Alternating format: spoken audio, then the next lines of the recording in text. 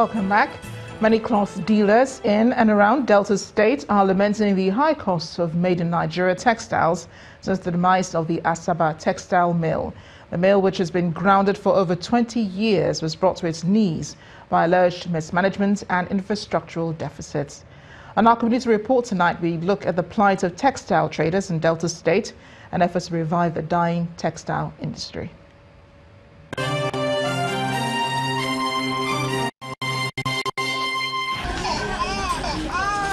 Located within Onitsha main market in Anambra State, southeast Nigeria, is a big textile enterprise where traders buy and sell clothing materials in large quantities. Most of the fabrics sold here are imported. Some years back, the traders sold materials strictly made in Nigeria, but the story has changed. Before, we have other industries here, like GCM and other companies, but they are not functioning now. If they can refunction it, it's good for our youth to get a job, and also for all these clothes to be cheaper. Because I know that if the clothes is produced in Nigeria here, it will be a bit lesser. Innocent Musu agrees. They run the production with gas and fuel. At the end of the day, the cost becomes much, and they cannot compete with those people, with the imported ones. This is the popular Nnebisi Road in Asaba, the Delta State capital in South Nigeria. Along the road is this once very busy multi-million naira textile mill, established by the first premier of the Midwestern region, Chief Dennis Osadebe, in 1964.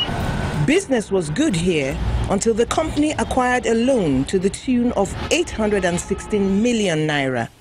Today, the building is abandoned and overtaken by weeds.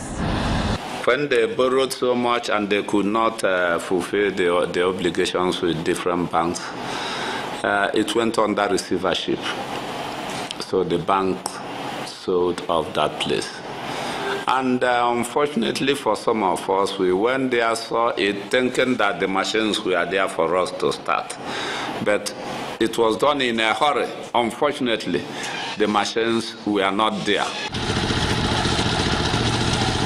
Chukuma used to work at the mill until it fell on hard times about 20 years ago. He now ekes out a living as a welder.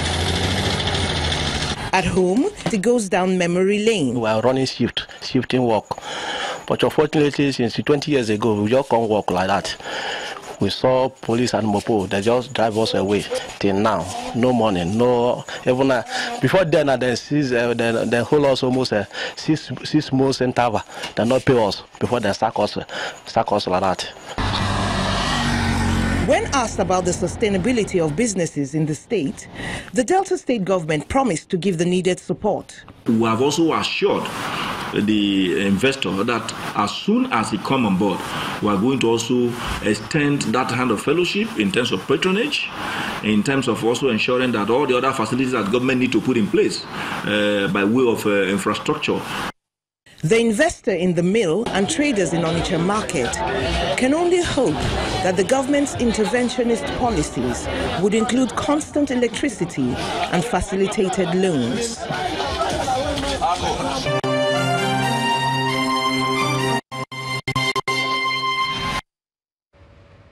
Following the recent controversy between the Nigeria Labour Congress and telecommunications company MTN, the Association of Licensed Telecommunications Operators have expressed concern over the picketing of one of its members.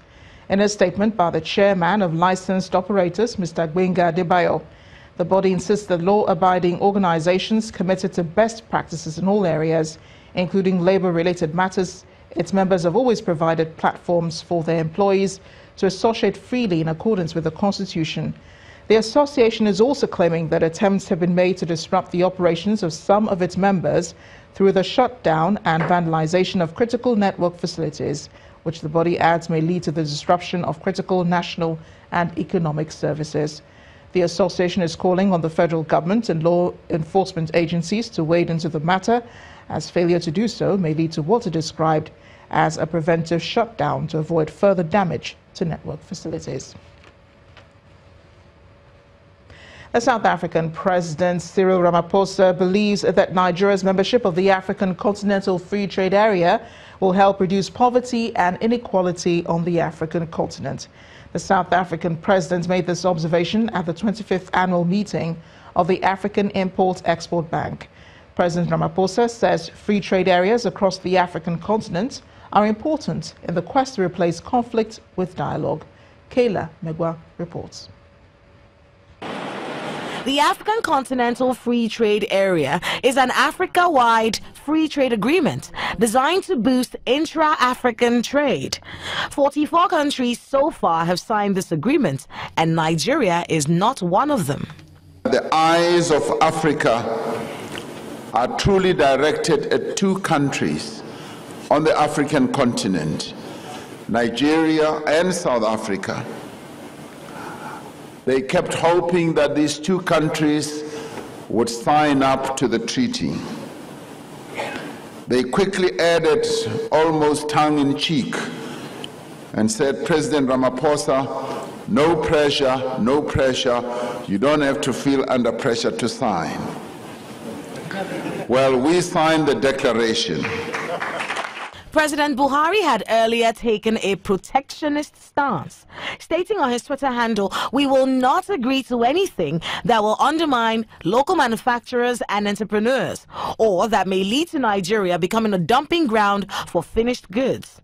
However, the situation is being reviewed, according to the Ministry of Finance. We must never be in a hurry to get things wrong. We must get things right. We must do all the due process so that when you put ink to paper, you can put your hand on your heart and say, I've done everything I'm supposed to do. The African Continental Free Trade Area plans to bring over 1.2 billion people together into the same market. And this bloc of 55 nations will be the largest by member states in the world. African countries hope to boost intra-continental business by reducing trade barriers, such as import duties and non-tariff barriers, thus improving trade between African countries, which in 2016 accounted for only 10%. All eyes are on Nigeria, being one of Africa's biggest economies and its most populous, to see if the country will sign this agreement. If successful, the African Continental Free Trade Area will be the biggest trade agreement since the formation of the World Trade Organization in 1995. Kayla Megwa, Channels Television News. Let's get into some more business news now with Anne Mawodo.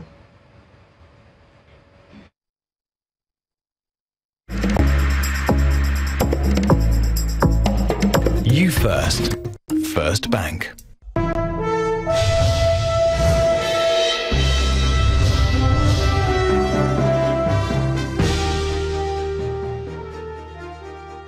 President Muhammadu Buhari today signed the Nigerian Financial Intelligence Unit Act of 2018 into law. This act establishes the NFIU as a central body responsible for receiving, requesting, analyzing and disseminating financial intelligence reports to law enforcement agencies and other relevant authorities to enable them act upon on same. The act is independent and institutionally domiciled in the Central Bank of Nigeria. The Senior Special Assistant to the President of the National Assembly, Eta Enang, further explains the significance of the new law. What the law also does is to amend the Economic and Financial Crimes Commission Act, the Money Laundering Prohibition Act, and the Terrorism Prevention Act, so that all these functions of financial intelligence which were performed by each of these agencies or which allowed the provision of money for illegal purposes or laundering will now be handled by the Nigeria Financial Intelligence Unit independently. And when they collect it, they make it available to enforcement and enforcing institutions. That is the essence of the act, and it is available for every person. Swiss-based multinational commodity trading and mining company Glencore will operate and provide documents requested for an investigation by the U.S. Justice Department. The embattled mining giant says the document relates to its business in Nigeria, the Democratic Republic of Congo and Venezuela from 2007 till date. The company has also set up a committee of board members to oversee its response to the subpoena from the U.S. Department of Justice. Glencore's shares fell as much as 11% in the London Stock Exchange, and that's its biggest one-day fall in more than 2 years. Trading at the Nigeria Stock Exchange has ended midweek session still in negative territory due to persistent sell pressure in high-value stocks by investors. Joke Rogers has the details.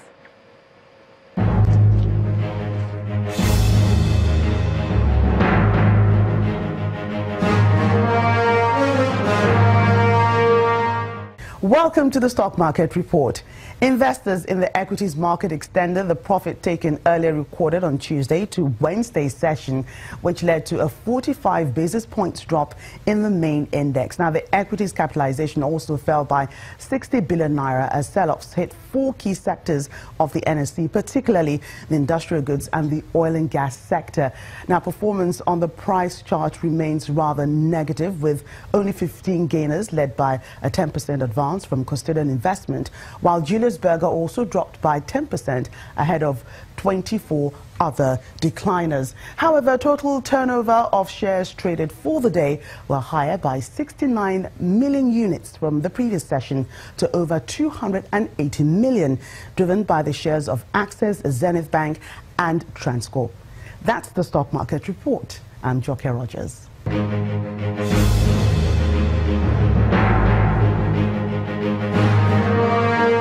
Thanks a lot, Joke. Renewed concerns of a possible trade war between the U.S. and other major economies dampened investor sentiments across major stock markets around the world as the Trump administration unveils new tariffs on Chinese goods. Let's check out the closing figures for today.